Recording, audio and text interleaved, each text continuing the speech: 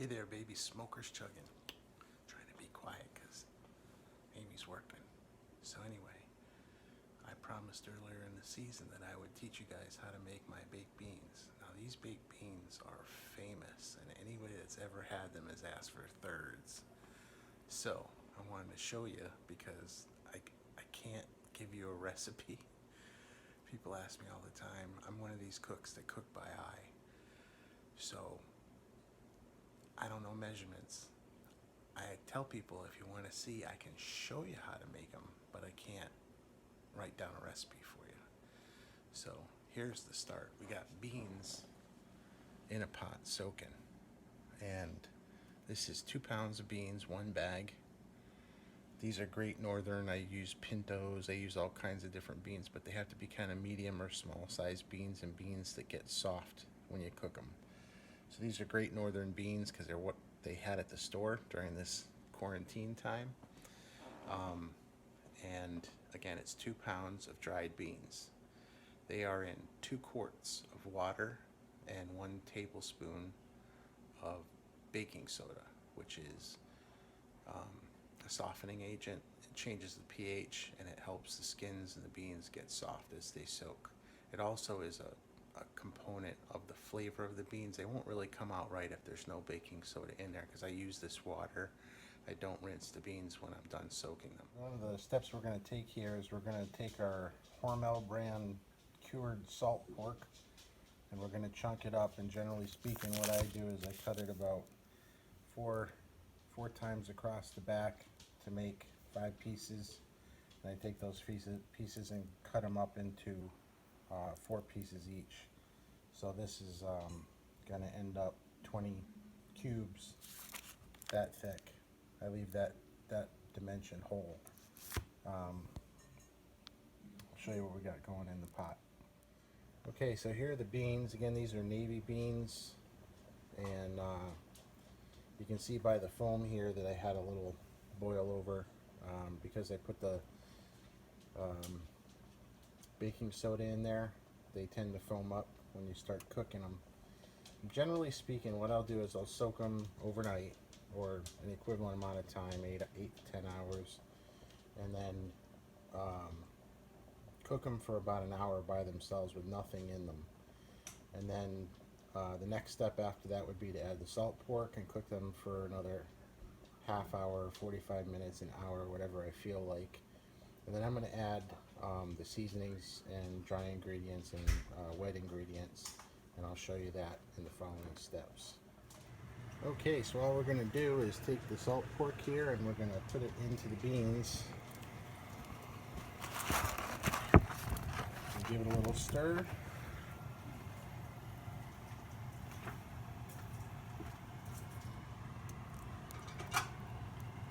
And let them keep cooking until the pork renders down just a little bit, softens up.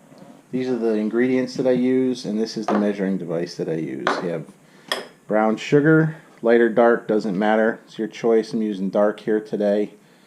Onion powder, granulated garlic, nutmeg, Hungarian hot paprika, and this is one of the few ingredients where it pays to get the right brand. This, I don't know how to pronounce that, Szeged, Hungarian hot paprika, get that. That's the only stuff that's any good. Ground black pepper, Coleman's mustard. And here's the other thing that matters is Brer Rabbit mild molasses. If you put in Blackstrap or any other grandma's, it all comes out like super harsh. This stuff it's got a super mild flavor, and it comes out good in the end. Okay folks, so I put this 1 pound bag of beans out here just to give you an example. When I originally started doing this, I was using very small bean pots. They were a quart, I think. And it would take a half of one of these bags. So this is how I base this. So for this full bag, which is what I have in the pot right now, you're going to have to do this measurement 2 times. So I'm going to show you the one time, and you can just figure it out after that. So I put in I started with a 2-pound bag of sugar, and I put about a third of that bag in the bowl. I'm going to use onion powder, and this bottle is almost empty, so I'm just going to, I go by how much coverage I have, and I like to get to where I'm pretty well covered over the sugar. So I didn't measure that. I probably could have. I don't know. It seems like if you measure something before you dump it, it never comes out right. But trust me when I tell you, fill the sugar so it's heaping just over the top lip of the bowl, sticking up maybe a ½ inch. If you settle it down a little bit, you won't have room to put the other ingredients because you're going to have to stir this up. Start with the onion because it's light, and then go to the garlic. You're going to use a little bit less garlic, but that's about it right there. So probably about half as much as the onion. Nutmeg, you can actually see when you add it, and you're just going to add a little, that much. Just a little shake to make sure that it comes out fairly. Hopefully that came out on camera. Now this stuff, this is just to give it a little bit of a zip. It doesn't add much heat, but you just want to kind of shake it on there just so you get a little bit of coverage over about half of it. And again, not too much black pepper, but you got to add some. And so you're just going to shake a little on there. And then normally I take the back of a measuring spoon. I don't have one handy. You have to use the Coleman's mustard, about that much. What I'll do is I have measuring spoons that have like a square back handle, and I just stick the handle in, lift it up, and whatever mounds on the handle is what I end up putting in there. Try to grind it up a little bit so you don't end up with lumps in your beans. Okay, and that's it for the dry ingredients. We're gonna give it a little stir to incorporate it, and then we're gonna take it over to the pan, add it to the beans, and stir in some molasses for color. Okay kids, here we are at the pot, and as you can see, I've stirred up all the ingredients into the sugar, and you're just gonna dump that in. And don't forget, we're gonna have to do that again for the whole pound of beans. So in the pot we have the beans that have been cooking for about an hour with the salt pork pieces that I've cut up, and we're gonna just stir all these good stuff into our beans. And these are very light colored beans, so I used a dark brown sugar. And to bring the color down even a little further, we're going to use our Brer Rabbit mild molasses. Remember, use this brand and use the mild. And all you got to do is upend it, give it a little bit of a swirl, and that's all she wrote. So I'm going to make sure that these are warm, and then I'm going to add my other batch of seasoning. I think I kind of overdid the sugar on the last one, so I'm going to go light on the sugar next time, but the same amount of the seasonings. Add it to the beans, and then we're going to add it to the bean pot and bake them however long you want until the beans are tender. These beans here are pretty smushy tender already, so, and they actually taste pretty good. So I'm going to add the new seasonings, a little bit more sugar, put them in the bean pot. These aren't going to take long at all because they're more or less cooked. It's just getting the pork to soften up. And normally I would use pinto beans, and they sometimes can take a little while longer. But at a 300-degree oven, you're probably talking about, if you put them in hot, if you have your beans already simmering and hot, and you put them in the bean pot and put them in a 300-degree oven, you can usually let them go 6 or 8 hours at least. Sometimes they could take a lot longer than that depending upon how good the beans are and how soft they are when they started out. But that's it. And then you bake them and you keep an eye that they're not drying out. You got to kind of lift the lid. So you're going to have to occasionally take your bean pot out of the oven, lift the lid, check if it's gone dry, give them a stir, add some water from a hot kettle, stir them back up again, put the lid back on and let them go till they're done. Okay, so we're getting ready for the final stage. We've got the beans all mixed up with their spices and sugar. And the final step is to put the beans in the cooking vessel that goes in the oven. So we have here an actual bean pot. This is what I use. You don't have to use it, but if you can, it's great to have them. I have quite a few of these of various different sizes. This one will easily fit the beans that I have going in here in one shot. So, and also any additional liquid I may need to add in case the beans get a little dry before they're done cooking. So I'm going to go with the bean pot. However, if you have one of these cast iron enamel coated pots, you can definitely use that. That'll work. Anything with a lid that has a fairly good thermal mass to it, you should be fine. I prefer bean pots only because I don't know how to explain it. Beans come out better from a bean pot. If you have a glass casserole with a lid, that will work.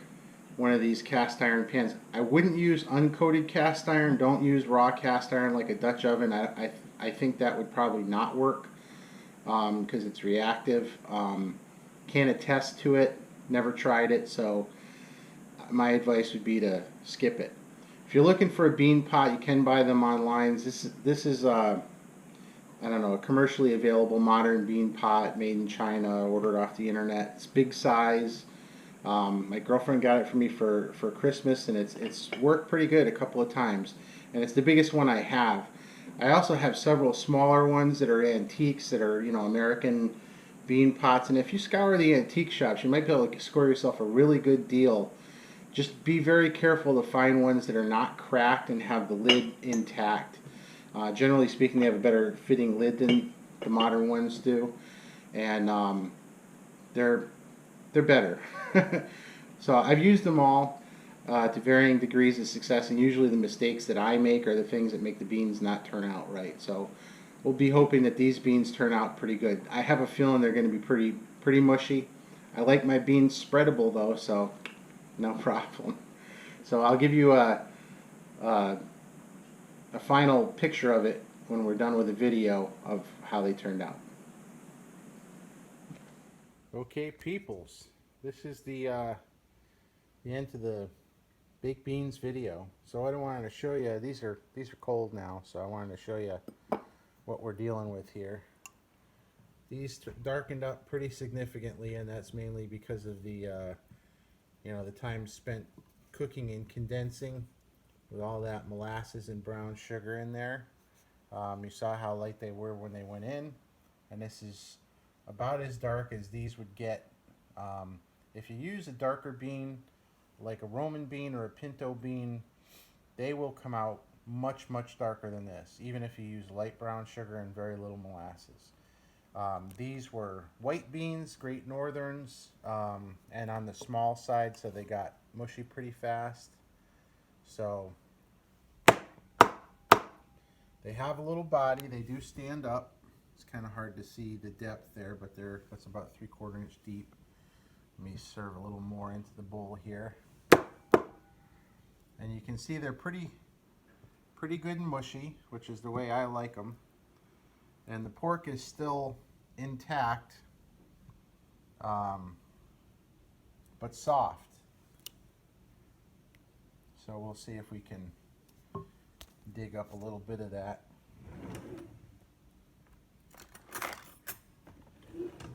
I think I see a piece of pork right here. So if you look at this, the pork piece is as I put it in there, meaning that it's intact and the fat hasn't completely rendered away. And if you look at any kind of salt pork, you have meat, you have fat, you have meat. See this piece of fat here is nice and soft, nice and gelatinous. And the meat is also tender and cooked and finished. But you get nice big bites of pork in with your beans. And these beans, you know, they still have some identifiable beans in them, but they're very, very soft, very tender. And indeed, this would be spreadable.